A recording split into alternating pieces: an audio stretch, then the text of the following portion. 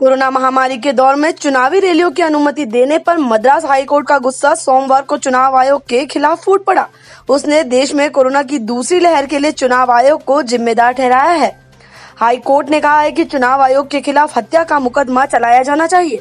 मुख्य न्यायाधीश संजीव बनर्जी और न्यायमूर्ति सेंथिल कुमार राममूर्ति की पहली पीठ ने राज्य के परिवहन मंत्री M.R. विजयभास्कर की याचिका पर सुनवाई करते हुए कहा कि चुनाव आयोग देश की सबसे गैर जिम्मेदार संस्था है, जिसने राजनीतिक पार्टियों को कोविड प्रोटोकॉल का पालन कराने के लिए कुछ नहीं किया।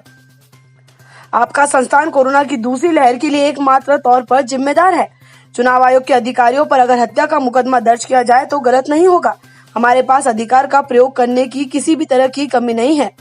आपने अदालत के कहने के बावजूद रैलियों को आयोजित करने वाले राजनीतिक दलों के खिलाफ कदम नहीं उठाए। अदालत में जब चुनाव आयोग ने जवाब दिया कि उनकी ओर से कोरोना गाइडलाइंस का पालन किया गया, मतदान के दिन नियमों का पालन किया गया था, तो इस पर अदालत नाराज हुई और पूछा कि जब प्रचार हो रहा था तब क्या चुनाव आयोग दूसरे प्लेनेट पर था। कोर्ट ने कहा कि स्वास्थ्य का मसला काफी अहम है, लेकिन चिंता की बात यह है कि कोर्ट को ये याद दिलाना पड़ रहा है। इस वक्त हालात ऐसे हो गए कि जिंदा रहने के लिए संघर्ष करना पड़ रहा है। हाईकोर्ट ने चुनाव आयोग को चेतावनी देते हुए कहा है कि अगर 2 मई के लिए सही प्लान नहीं बनाया गया और उसे लागू नहीं किया गया तो वो मतगणना को रोक सकता है। गौरतलब है कि इस समय 5 राज्यों में विधानसभा चुनाव हो रहे हैं। इनमें 4 राज्यों में मतदान हो चुका है और केवल पश्चिम बंगाल में मतदान जारी है। 5 राज्यों की मतगणना 2 मई को होनी है।